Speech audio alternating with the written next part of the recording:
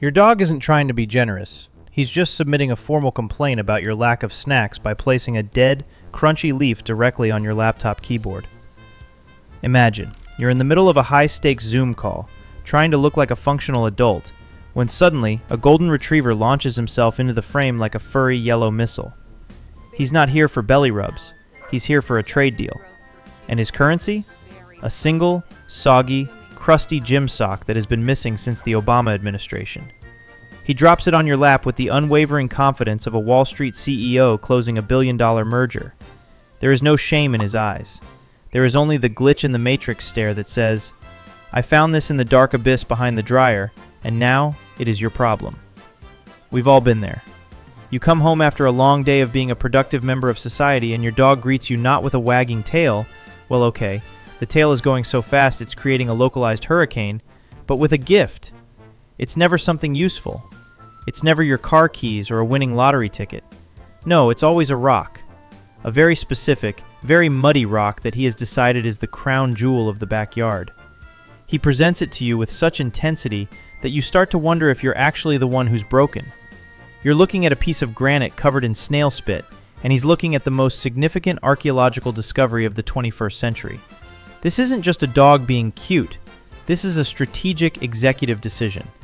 This is a high-level negotiation where the opening bid is a half-eaten tennis ball and the asking price is your total, undivided attention for the next 6 hours. And let's talk about the gift bringers who don't actually want to give you the gift. You know the type. They walk up to you, wiggling their entire body so hard their spine looks like a cooked noodle, holding a squeaky toy in their mouth. You reach for the toy. You think, "Oh, how sweet, he wants to play." Wrong. The second your fingers graze that neon orange rubber chicken, your dog enters defense mode. He lets out a muffled, "No take, only throw," growl through the toy. He wants you to see the gift. He wants you to admire the gift. He might even want you to covet the gift.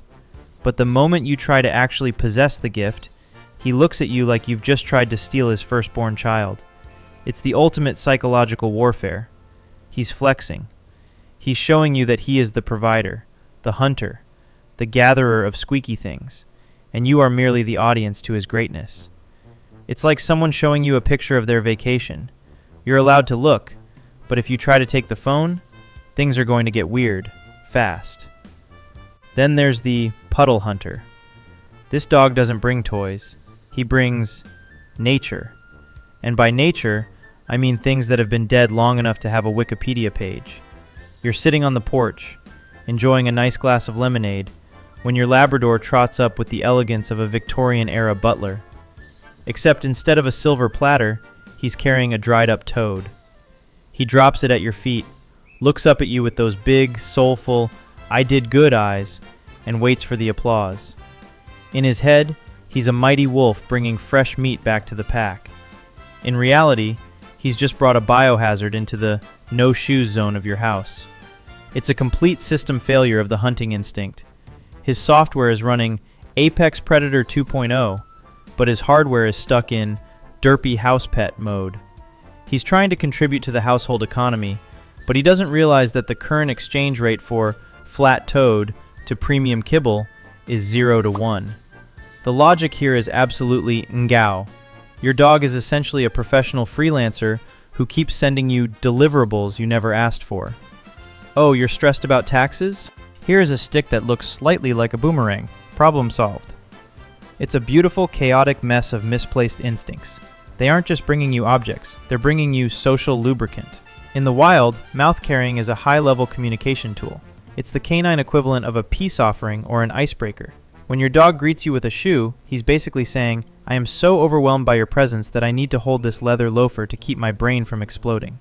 It's a grounding technique. He's literally using your footwear as a stress ball because his excitement levels are hitting 110% and his CPU is overheating. But why the weird stuff? Why the single glove? Why the discarded Taco Bell wrapper from the trash? Because to a dog, value isn't determined by price tags, it's determined by smell-o-vision. That old sock doesn't look like trash to him. It looks, and more importantly smells, like you. It's a concentrated dose of human essence. When he brings it to you, he's not just giving you a gift, he's participating in a communal scent-sharing ritual. He's saying, "This smells like the person I love most, and I found it under the couch. Therefore, it is the most precious thing in the universe." It's wholesome, it's heartwarming, and it's absolutely disgusting when you realize that human essence is really just foot sweat and dead skin cells. But hey, that's love in the animal kingdom. It's messy, it's loud, and it usually involves something that needs to be bleached immediately. Now, let's dive into the broken science of the mouth hold. Why is it that the moment a dog picks something up, their IQ seemingly drops by 40 points? You see it in their eyes. The lights are on, but nobody's home look. This is actually a phenomenon called redirected behavior. When a dog gets hit with a massive surge of dopamine, like when you walk through the door, their brain goes into a tailspin. They have all this happy energy and nowhere to put it. They can't jump on you, hopefully. They can't run through the walls, so they redirect that energy into the nearest object. It's a sensory overload. By grabbing a toy, they're basically biting down on their own excitement so they don't vibrate out of existence. It's like a human screaming into a pillow after winning the lottery, except the pillow is your favorite pair of Ugg boots, and the dog is doing it right in front of your face, while wagging his butt so hard, he's hitting both sides of the hallway at the same time. Actually, there's a deeper, more executive reason for this. In the professional world of dog logic, bringing a gift is a way to control the interaction. Think about it. If their mouth is full of a giant stuffed hedgehog, they can't bark. They can't nip. They've effectively put themselves on mute so they can focus on the greeting. It's a self-imposed quiet mode that allows them to approach you without losing their cool. It's a strategic move to ensure they get the maximum amount of pets with the minimum amount of no, down, bad dog. It's brilliant, really. They've hacked their own biology to become the goodest boy possible, even if it means they look like a complete dork holding a plastic watering can they stole from the garden. Now, let's crack open the hood of the canine brain and see why the wiring is sparking every time they see a discarded flip-flop. We have to talk about the soft mouth glitch. Evolutionarily speaking, your dog's ancestors were elite tactical hunters. They weren't bringing back gifts for the vibes, they were bringing back calories. If you're a golden retriever, your great-great-great-grandparents were the special forces of the bird hunting world. They were bred to have what scientists call a soft mouth, which is just a fancy way of saying they can carry a dead duck without accidentally turning it into pâté. But then, humans stepped in. We spent centuries fine-tuning this fetch instinct, and then we retired them to a 3-bedroom suburban house with a fenced-in yard and 0 ducks. The result? A massive, high-performance biological engine with nowhere to go. Their brain is screaming, "Bring the thing back to the pack!" But the only thing available is your left sneaker. So they grab it. They don't know why they need the sneaker. They just know that holding it makes the happy chemicals go brrr. It's a classic case of a legacy app running on modern hardware. The retrieve function is hard-coded into their DNA, but the target acquisition software hasn't been updated since 1850. That's why your dog looks so incredibly proud of himself when he brings you a piece of literal trash. He thinks he's successfully completed a mission for the survival of the tribe. In his head, he's a hero. In your head, you're wondering how much it's going to cost to replace your TV remote now that it's been marinated in canine saliva for 20 minutes. And we can't ignore the Oxytocin Feedback Loop. When a dog brings you a gift, and you do that high-pitched, "Oh, what do you have there?" voice, you know the one, don't lie. You are basically injecting pure joy directly into their central nervous system. This is a joint attention exercise. It's one of the few things that separates dogs from, say, a goldfish or a very confused hamster. Dogs are one of the only species that will look at an object, then look at you, then look back at the object to make sure you're seeing the same masterpiece they are. It's a social bridge. By presenting the gift, they are initiating a shared experience. They are saying, "I value this, I value you, therefore we should both stare at this half-chewed pine cone together for the next 10 minutes.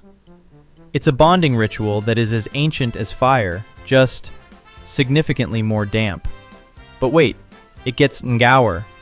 Have you ever noticed how they don't just drop the gift? They do the victory lap. They parade the object around the room, making sure everyone, including the cat, the houseplants, and the ghost in the hallway, sees exactly what they've accomplished. This isn't just pride, it's resource display. In the wild, showing off a prize is a way to establish status without having to actually fight anyone. It's a look what I can do flex.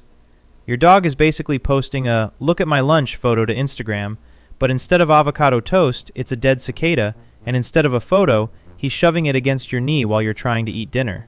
He's looking for likes in the form of ear scritches.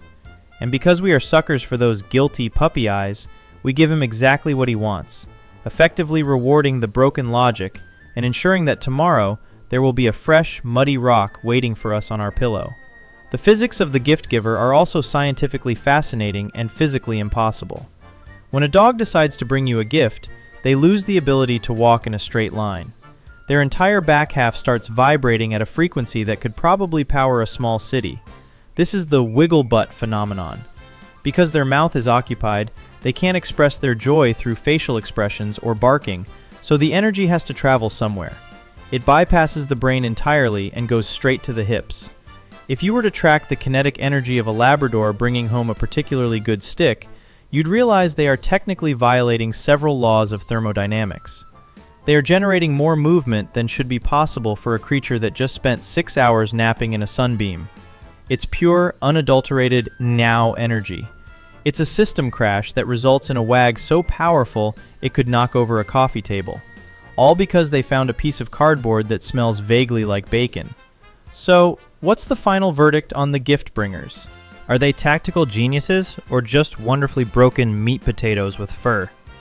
The truth is, your dog is an emotional accountant. Every time he brings you a gift, he's making a deposit into the relationship bank. He's realized that his value to the pack isn't based on his ability to hunt elk anymore, since, let's be honest, he's terrified of the vacuum cleaner. So he's pivoted to a services and goods model. He provides the goods, a soggy tennis ball, and you provide the services, food, shelter, and the good boy validation. It's a perfect circular economy of absurdity. In a world that is often cold, confusing, and filled with taxes, the dog is the only creature that will look at a piece of discarded mulch and think, "My human would love this." That is the ultimate glitch in the matrix. It's a complete failure of common sense that results in a total victory for the soul. They aren't trying to be useful. They aren't trying to be productive. They are simply operating on a level of pure, unfiltered optimism that we humans gave up somewhere around the invention of the alarm clock. When your dog drops that gross, slime-covered toy at your feet, he's not just asking for a game of fetch. He's making a profound philosophical statement. He's saying that in a universe of infinite possibilities, the most important thing right now is this specific, squeaky rubber chicken. And you know what? He's right. Because for that 1 second, you aren't thinking about your emails or your mortgage. You're thinking about how on earth a dog managed to find a Christmas ornament in the middle of July. So, the next time you find a present in your shoe, don't get mad. Don't try to explain the concept of trash versus treasure. Just accept the gift. Admire the craftsmanship of the slobber. Acknowledge the executive decision that went into selecting that specific crusty leaf. Because in the grand scheme of the animal kingdom, we're all just now creatures trying to find a way to say I love you without making it weird. And if a dog can do it with a muddy sock, maybe we can learn to appreciate the little things too. Even if those little things require a heavy-duty cleaning spray and a pair of gloves to dispose of. Your dog isn't broken. He's just operating on a higher frequency of joy that requires a physical object as an antenna.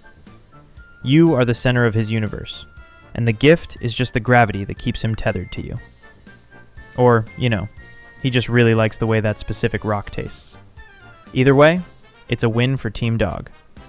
Keep the deliverables coming, you weird, wonderful, furry freelancers. We wouldn't have it any other way.